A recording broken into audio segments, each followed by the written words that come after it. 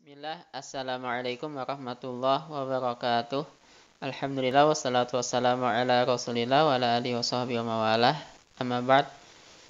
Subhanaka la ilma lana illa ma 'allamtana innaka antal alimul hakim wa la hawla wa la quwata illa billahil aliyyil azim. Sahabat yang dirahmati Allah, ada dua modal paling dasar saat kita ingin menghafalkan Al-Quran. Kalau kita mendapatkan dua modal ini, insya Allah keinginan kita, usaha kita untuk menghafalkan Al-Quran itu akan jauh lebih mudah. Dan insya Allah pertolongan Allah juga akan jauh lebih banyak turun kepada kita. Ini dua modal yang mau nggak mau harus dimiliki semua orang yang hafal Quran. Kalau kita teliti, kalau kita telisik dari zaman Rasulullah SAW sampai hari ini, mereka yang menghafalkan Al-Quran pasti akan memiliki dua modal ini. Tanpa dua modal ini, maka hampir mustahil atau hal yang hampir nggak mungkin seseorang bisa hafal Quran. Maka kalau kita ingin menghafalkan Al-Quran dengan benar-benar ya, kalau cuma hafal-hafal kemudian hilang lagi itu bukan hafal Quran namanya kan ya, itu cuma bekas hafal. Kalau cuma sekadar ngafalin 30 juz tapi berbekasnya cuma beberapa juz, ya itu bukan hafal, namanya cuma bekas hafal 30 juz aja. Tapi kalau kita pengen benar-benar hafal 30 juz Al-Quran, yang benar-benar 30 juz itu bahkan sampai mempengaruhi kehidupan kita, membimbing kehidupan kita, maka dua modal ini mau nggak mau kita harus miliki. Nah, modal pertama, sahabat yang dirahmati Allah, adalah makanan yang halal. Makanan yang harus benar-benar halal. Nah, sahabat yang dirahmati Allah, ada banyak sekali perintah dalam Al-Quran kan ya, yang menyuruh kita untuk memakan, meminum dari sesuatu yang halal ya. Misalnya dalam surat Al-Baqarah 168 kan ya, Yuhannas kulu mimma fil ardi halalan thayyiba. Wahai manusia, makanlah apa yang ada di bumi ini yang halal dan yang thayyib. Ya ayyuhalladzina amanu kulu min thayyibati ma razaqnakum. Wahai orang yang beriman, makanlah dari yang baik-baik yang kami berikan rezeki kepada kalian. Ya ayyuhar rasulu kulu minat thayyibati wa'malu sholihat. Wahai Rasul, makanlah dari yang baik dan beramallah yang soleh. Nah, begitu juga ada banyak sekali hadis yang menyuruh kita untuk memakan dari yang halal. Dan yang bahkan banyak juga hadis yang mengancam kita ketika ada sesuatu yang tidak halal yang masuk ke dalam diri kita. Maka makanan halal ini mau nggak mau, jangankan seorang yang ingin menghafalkan Al-Quran, seorang muslim pun mau nggak mau harus mengkonsumsi barang yang halal. Halal ini dari dua perkara ya, dari zatnya halal, dari cara mendapatkannya juga harus halal. Zatnya memang halal, makanan dari tumbuh-tumbuhan misalnya, zatnya memang halal, ayam misalnya, tapi cara mendapatkannya nggak halal ya, itu bukan makanan yang halal juga. Maka dua-duanya harus terpenuhi. Nah, maka bagi kita yang ingin menghafalkan Al-Quran, kita harus benar-benar menjaga apa yang masuk, konsumsi makanan yang masuk ke dalam diri kita ini. Saya selalu teringat dengan cerita Imam Syibawayh, seorang ulama Nahwu, seorang ulama di zaman dulu, yang beliau di masa awal-awal beliau belajar, susah sekali beliau mendapatkan ilmu, susah sekali masuk ilmu ke dalam dada dan hati beliau. Hingga kemudian pada suatu hari beliau bertanya kepada gurunya, wahai guru, kenapa ini saya udah sungguh-sungguh belajar, saya udah benar-benar belajar, tapi ilmu tetap juga susah masuk ke dalam diri saya. Kemudian ustadz beliau tadi menyarankan beliau untuk bertanya kepada ibunya ketika mengandung beliau, apa yang dikonsumsi, apa yang dimakan ibunya. Pulanglah nih Imam Syibawayh kecil ke ibunya. Bertanya beliau, ibu, apa yang engkau konsumsi ketika engkau mengandungku, ibu? Lalu kata ibunya, enggak ada, halal semua, baik-baik semua. Lalu setelah ibunya benar-benar memeriksa, ingat-ingat apa yang dimakannya, kemudian dia teringat pada waktu itu beliau ngambil umpah untuk bikinkan kue buat orang lain. Nah, adonan untuk bikin kue ini punya orang, jadi beliau cuma bikinkan aja. Nah, lalu saat beliau bikinkan tadi itu, tanpa sengaja beliau nyicipin biar tahu rasa kue tadi kan ya. Jadi beliau nyicipin adonan yang punya orang tadi. Setelah selesai kuenya, langsung dibalikin tuh adonan. Kan biasa ya nyicipin gitu aja.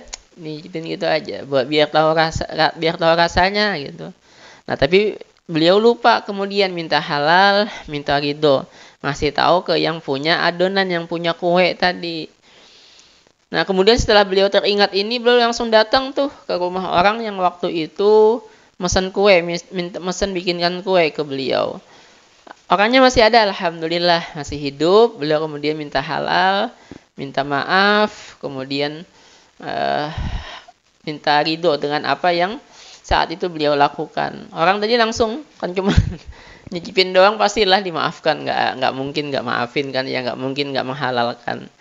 Setelah kejadian itu langsung tuh Imam Syibawayh langsung menanjak hafalannya, langsung meningkat, langsung melejit hafalannya. Yang awalnya beliau kesusahan menghafal, kesusahan masuk ilmu ke dalam hati beliau, tapi kemudian setelah kejadian itu langsung beliau melejit. Ini juga apa yang disabdakan Rasulullah SAW, man akalal halal ata'at jawarihuhu sya'am aba. Siapa yang makan dari sesuatu yang halal, maka pasti anggota tubuhnya akan melakukan kebaikan, akan melakukan ketaatan. Baik dia sukai atau baik dia sadari ataupun tidak dia sadari. Tapi sebaliknya, siapa yang makan dari yang haram, man akalal haram, asad jawarihuhu sya'am aba. Siapa makan dari sesuatu yang haram, maka pasti anggota tubuhnya akan melakukan pekerjaan yang haram juga. Akan melakukan kemaksiatan juga, baik dia kehendaki ataupun tidak dia kehendaki. Maka sahabat, ketika kita mengkonsumsi makanan yang halal, kita pasti akan mudah sekali untuk melakukan ketaatan, maka melakukan kebaikan. Nah, termasuk kebaikan di dalamnya adalah menghafalkan Al-Quran. Kita akan mudah menghafalkannya, dan kita akan mudah untuk merojaah, mengulang-ulang hafalan kita. Lisan kita akan terbimbing untuk menghafalkan atau untuk mengulang-ulang hafalan kita. Nah, sementara kalau ada konsumsi makanan yang haram yang masuk dalam diri kita, maka akan sebaliknya. Kita pengen merojaah, kita pengen ngapal, tapi lisan kita berat untuk melatunkan ayat-ayat suci Al-Quran. Mata kita berat untuk melek saat membaca Al-Quran, bawaannya ngantuk gitu baca Quran itu. Yang ada apa? Pengen ngelakuin yang enggak-enggak. Itu karena apa? Makanan yang kurang halal, makanan yang haram yang masuk ke dalam diri. Maka sahabat, mau nggak mau ini, kalau kita pengen ngafalin Al-Quran, benar-benar jaga makanan kita. Benar-benar dipastikan apa yang kita konsumsi itu adalah dari sesuatu yang halal. Maka sahabat, saya berencana memang tahun depan juga bikin pesantren tahfidz. Nah, saya pengen semuanya saya pengen bikin kawasan mandiri. Jadi pesantren itu segala macam kebutuhannya, lauk pauknya dipenuhi dari dalam pesantren nantinya. Untuk apa? Untuk benar-benar menjaga nih makanan yang masuk ke dalam perut santri dan ke dalam perutnya pengurus dan juga ustadz-ustadz yang ada tinggal di situ, itu semuanya dari yang halal. Karena pasti saat makanan yang halal ini masuk ke dalam diri kita, maka akan membuat hati kita bercahaya, membuat pikiran kita terbuka, membuat tubuh kita gampang untuk melakukan ketaatan. Maka saat hati kita bercahaya, ilmu akan gampang masuk, pikiran kita terbuka juga seperti itu, hafalan akan mudah sekali masuk ke dalam diri kita. Dan anggota tubuh kita pun akan gampang sekali melakukan ketaatan. Ini syarat mutlak, sahabat. Syarat mutlak kalau kita ingin menghafalkan Al-Quran. Kalau kita nggak bisa menjaga konsumsi makanan ini, nggak usah lah kita pengen ngafalin Al-Quran. Kalau kita ngelihat yang penting asal dapat makanan, asal dapat rezeki, nggak usah lah ngapalin Quran dulu. Nah, tapi kalaupun nggak pengen ngapalin Quran, ya semoga mudah-mudahan dengan menghafalkan Quran ini, mudah-mudahan kita kemudian terjaga dari makanan yang haram juga ya. Nah, sahabat, makanan yang halal ini kita mending sedikit makan, tapi yang penting halal, daripada kita makan banyak memenuhi apalagi nafsu kita, tapi dari yang haram. Nggak apa-apa lah, yang penting asal sedikit masuk ke dalam diri kita, itu udah cukup buat kita.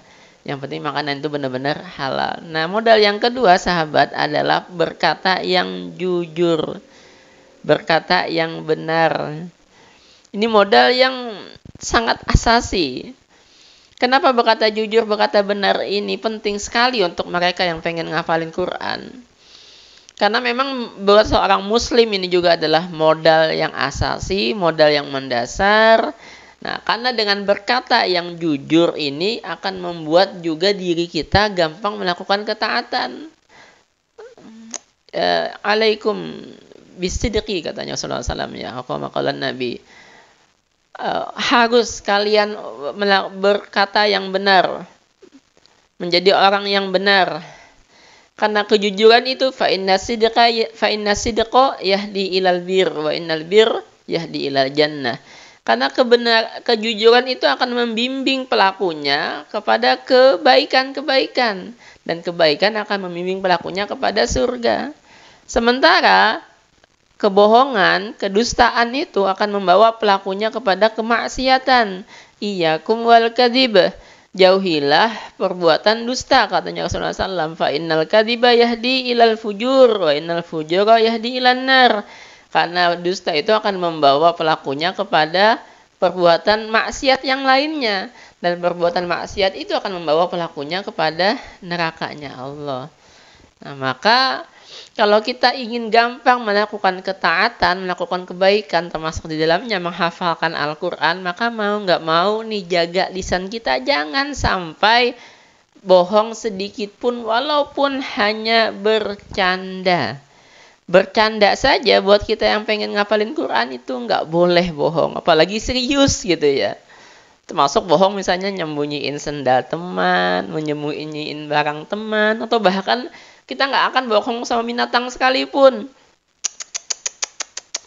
Sama kucing gitu ya. Datang tuh kucing. Kan pasti kucing berharap kalau digituin itu, yang diharapkan kucing apa? Makanan.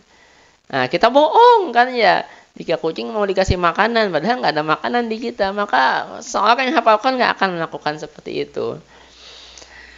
Ini modal yang sangat mendasar. Nah, apalagi nanti pengaruhnya kepada lisan kita, karena bohong ini kan di lisan ya. Kalau bohong itu sering dilakukan, maka akan membuat lisan kita berat untuk melakukan ketaatan, kebaikan, termasuk di dalamnya membaca dan membaca Al-Quran dan mengulang hafalan Al-Quran.